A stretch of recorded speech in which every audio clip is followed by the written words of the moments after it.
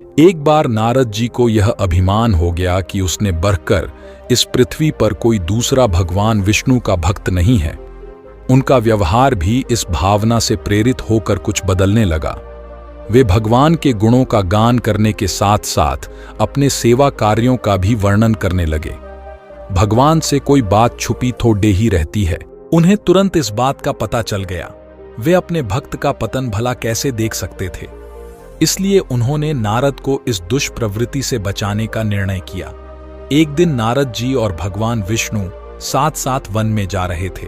अचानक विष्णु जी एक वृक्ष के नीचे थक कर बैठ गए और बोले, भाई नारद जी, हम तो थक गए हैं, प्यास भी लगी है, कहीं से पानी मिल जाए तो लाओ।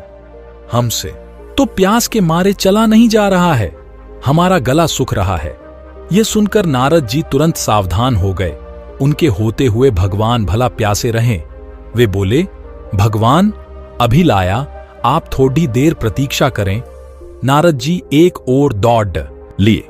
उनके जाते ही भगवान मुस्कुराए और अपनी माया को नारद जी को सत्य के मार्ग पर लाने का आदेश दिया।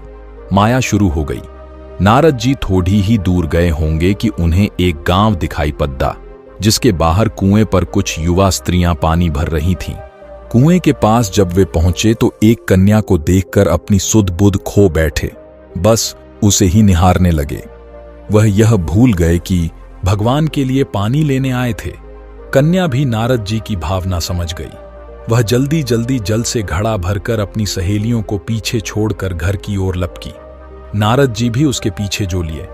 कन्या तो घर के अंदर चली गई, लेकिन नारद जी ने द्वार पर खड़े होकर नारायण नारायण का अलख जगाया। गृहस्वामी नारायण का नाम सुनकर बाहर आया। उसने नारद जी को तुरंत पहचान लिया।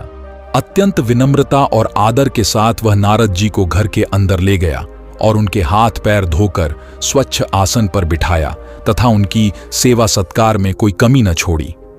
उनके आगमन से अपने को धन्य बताते हुए गृहस्वामी ने अपने योग्य सेवा के लिए आग्रह किया। नारद जी बोले, आपके घर में जो आपकी कन्या जल का घड़ा लेकर अभी अभी आई है, मैं उससे विवाह करना चाहता हूं। नारद जी की बात सुनकर गृहस्वामी एकदम चकित रह गया, लेकिन उसे प्रसन्नता भी हुई कि मेरी कन्या एक ऐसे महान योगी तथा संत के पास जाएगी। उसने स्वीकृति प्रदान कर दी और नारद जी को अपने ही घर में रख लिया। 2-4 दिन पश्चात शुभ मुहूर्त में उसने अपनी कन्या का विवाह नारद जी के साथ कर दिया तथा उन्हें गांव में ही उतनी धरती का टुकड़ा दे दिया खेती करके वे आराम से अपना और अपने परिवार का पेट भर सकें। अब नारद जी की वीणा एक खूंटी पर तंगी रहती, जिसकी ओर उनका ध्यान बहुत कम जाता। अपनी पत्नी के आगे नारायण को वे भूल गए। दिन भर खेती में लगे रहते, कभी हल चलाते, कभी पानी देते, कभी बीज बोते तो कभी निराई गुड्ढाई करते। जैसे जैसे पौधे बढ़ते उनकी प्रसन्नता का पारावार न रहता। फसलें हर वर्ष पकती कटती, अनाज से उनके कोठार भर जाते। नारद जी गांव के एक संपन्न किसान माने जाने लगे। वर्ष दर वर्ष बीतते चले गए और नारद जी की गृहस्थी भी बढ़ती चली गई।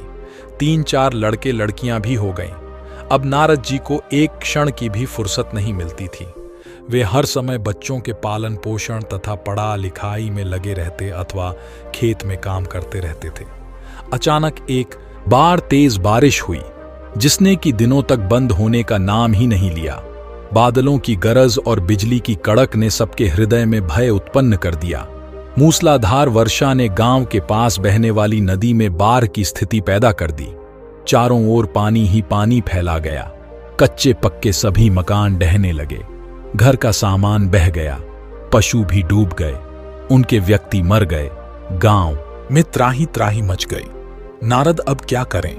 उन्होंने भी घर में जो थोड़ा कीमती सामान बचा था उसकी गठरी बांधी और अपनी पत्नी तथा बच्चों को लेकर जान बचाने के लिए पानी में से होते हुए बाहर निकलने लगे।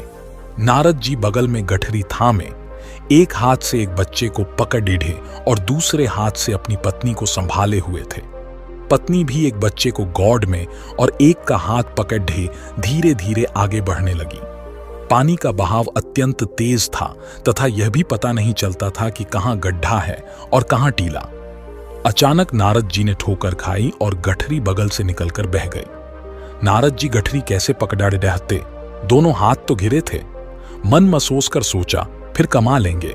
कुछ दूर जाने पर पत्नी एक गड्ढे में गिर पड़ी और गोद का बच्चा छूटकर बह गया। पत्नी बहुत रोई, लेकिन क्या हो सकता था। धीरे धीरे और 2 बच्चे भी पानी में बह गए। उन्होंने बहुत कोशिश की बचाने की, लेकिन कुछ न हो सका। दोनों पति पत्नी बड़े दुखी, रोते, कलपत्ते, एक दूसरे को सांत्वना देते कोई ऊंची जगह ढूंढते रहे। एक जगह आगे चलकर दोनों एक गड्ढे में समा गए। नारद जी तो किसी प्रकार गड्ढे में से निकल आए, मगर उनकी पत्नी का पता कहीं नहीं चला। बहुत देर तक नारद जी उसे इधर उधर दूर दूर तक ढूंढते रहे, लेकिन व्यर्थ रोते रट उनका बुरा हाल था। हृदय पत्नी और बच्चों को याद कर करके फटा जा रहा था। उनकी तो साड़ी गृहस्थी उज्जत दत गई थी। बेचारे क्या करें, किसे कौन से अपने भाग्य को या भगवान को। भगवान का ध्यान आते ही नारद जी के मस्तिष्क में प्रकाश फैल गया और पुरानी सारी बातें याद आ गईं। वे किस लिए आए थे और कहां आ गए। ओहो, भगवान विष्णु तो उनकी प्रतीक्षा कर रहे होंगे। वे तो उनके लिए जल लेने आए थे और यहां गृहस्थी बसाकर बैठ गए। वर्षों बीत गए गृहस्थी को बसने में और फिर सब नष्ट हो गया। क्या भगवान अब भी मेरी प्रतीक्षा में उसी वृक्ष के नीचे बैठे होंगे। यह सोचते ही 12 नदारद हो गए। गांव अंतर्धान हो गया। वे तो घने वन में खड़े रहे थे। नारद जी पछताते और शर्माते हुए दौड़े। देखा कुछ ही दूर पर उसी वृक्ष के नीचे भगवान लेते हैं। नारद जी को देखते ही उठ बैठे और बोले, अरे भाई नारद, कहां चले गए थे, बड़ी देर लगा दी, पानी लाए या नहीं। नारद जी भगवान के चरण पकड़ डियच कर बैठ गए और लगे अश्रु बहाने। उनके मुंह से एक बोल भी नहीं फूटा। भगवान मुस्कुराए और बोले, तुम अभी तो गए थे, कुछ अधिक देर थोड़े ही हुई है। लेकिन नारद जी को लगा था कि वर्षों बीत गए। अब उनकी समझ में आया यह सब भगवान की माया थी, जो उनके अभिमान को चूर चूर करने के लिए पैदा हुई थी। वे सोचने लगे, उन्हें बेडैढ़ा घमंड था कि उनसे बढ़कर त्रिलोक में दूसरा कोई भक्त नहीं है। लेकिन एक स्त्री को देखकर वे भगवान को भूल गए। उसको पछतावा होने लगा और उनका घमंड जरा सी देर में ढेर हो गया। वे पुनः सरलता और विनय के साथ भगवान के गुण गाने लगे।